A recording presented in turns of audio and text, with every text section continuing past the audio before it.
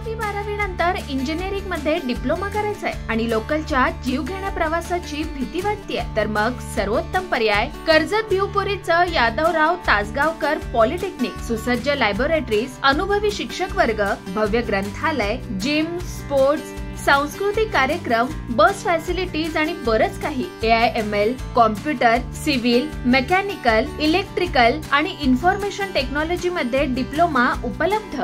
राज्य माझा न्यूज, आपल्या हक्काची डिजिटल वाहिनी. अंबरनाथ मध्ये नाल्याला रिटेनिंग वॉल बांधली नसल्यानं नाल्याशेजारील एक घर कोसळल्याची घटना घडली आहे.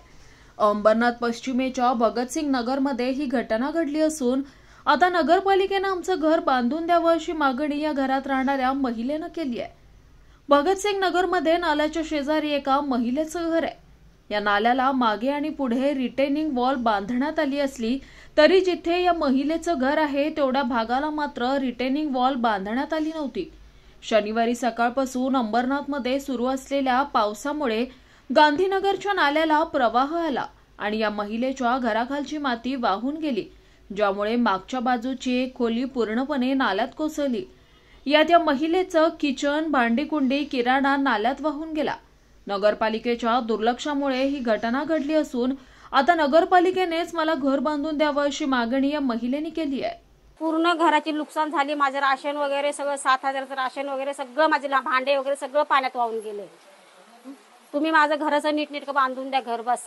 आणि दिवाल बांधून, अर्धी दिवाल इकडं सोडली, अर्धी दिवाल तिकडं सोडली. माझ्या घराच्या मागे दिवालच नाहीये म्हणून माझी आज माझा जीव पण गेला असता जर मी बाहेर नसते गेले तर. नगरपालिका प्रशासनाने जी दिवार बांधली आहे ती अर्धवट बांधली आहे, त्यामुळे हे घटना घडली आहे. जी मेन दिवाल होती साईडला नाल्याच्या बाजूला ती त्यांच्या घरापासून सोडून लेफ्ट साईडला आणि राईट साईडला दोन्ही साईडला सोडून त्यांच्या घरमध्येच ती दिवार नसल्यामुळे हे जी घटना घडली आहे.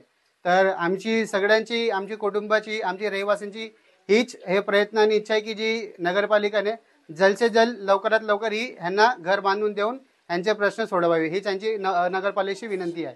राज्य माझा न्यूज, आपल्या हक्काची डिजिटल वाहिनी.